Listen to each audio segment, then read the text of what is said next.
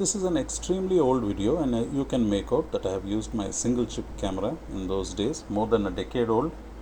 And this is the unfortunate eye of an 8-year-old girl that I had actually picked up from a blind school. She was bilaterally blind, and this is one of the eyes that I am operating for. And you can see that the cataract is essentially posterior capsular, and there are opacities all over, of course, and it is a partially absorbed cataract.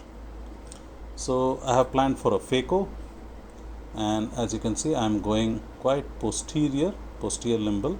This is important in these children because you want a very good self-sealing incision.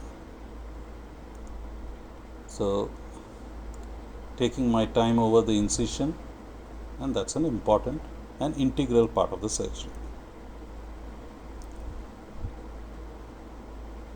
So I dip in into the anterior chamber and complete my incision. This is a 2.8 millimeter keratome. Once done, I then put in my 2 side port incisions as well. Stain the capsule with trypan blue. Put in some HPMC into the anterior chamber and over the cornea as well. And now it's time to fashion my rhexis.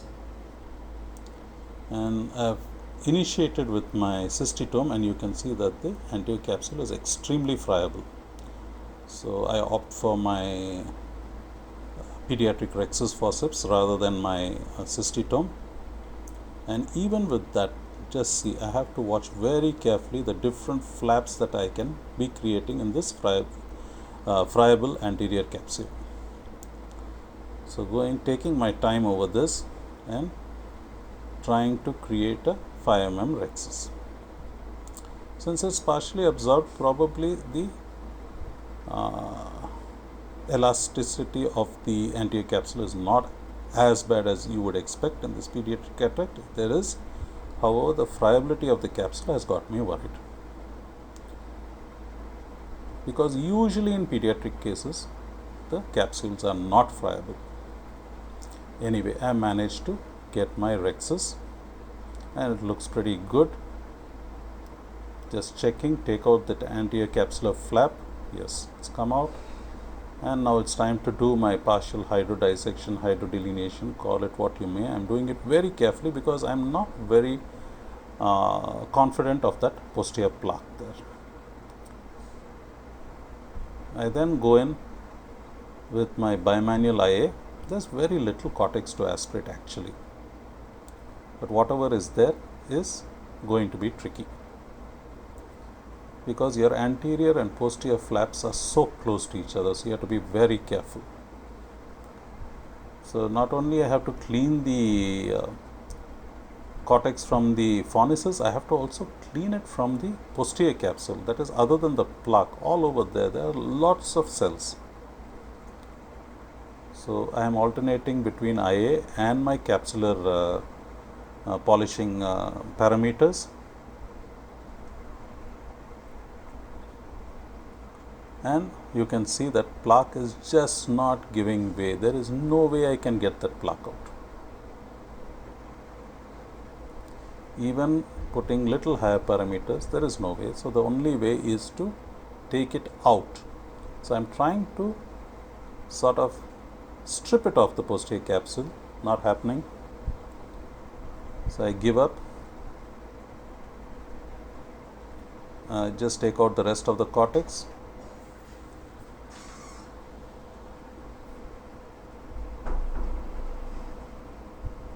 Same time polishing as much as I can.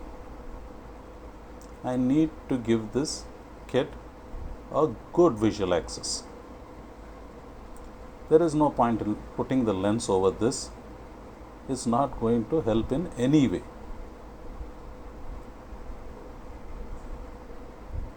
So, and doing a YAG capsulotomy post-op also, I don't know whether it's going to work.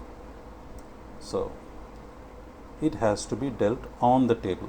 So before I am actually dealing with that posterior plaque, I am handling all the other cells around it very meticulously, very patiently.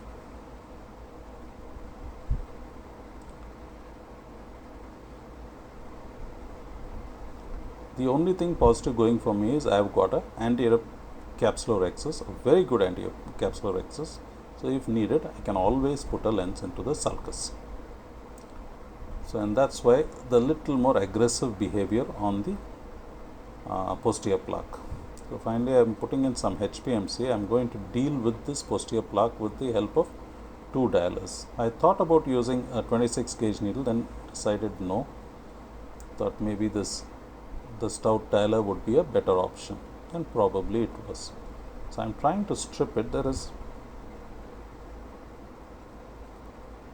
You can see the whole bag moving, but this is a child. I know the zonules are pretty strong, so I am not too worried. I can use a bit of force, and there it stripped off, but probably it is also stripped off the posterior capsule. Doesn't matter, it's good. Anyway, I was planning to do a posterior capsulotomy in this case. So the plaque is so thick that I have to use my Utrata forceps to get a hold of it, and in spite of that, see how difficult it is to take it out. And you have to get a good hold of it, not take it out in piecemeal. So come out, go in again, and this time get a very good hold and do almost a posterior capsule. See how beautifully it has come. It's a posterior capsule. I don't pull it out because I can see those 2 strands out there. That is probably vitreous. So don't pull at this time. It's better to do a vitrectomy. You have to take off the traction. So I'm doing a partial anterior vitrectomy, making sure I break all those attachments to that plaque.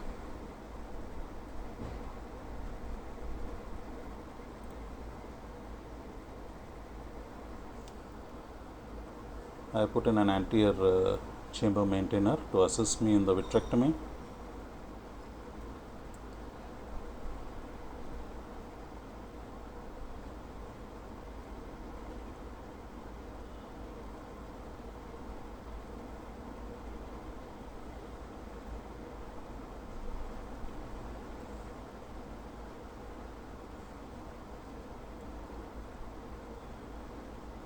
Sometimes the reflexes that you can get from these kids can be a little scary, but rest assured there is no problem in the posterior segment. In fact, she got fantastic vision post-op.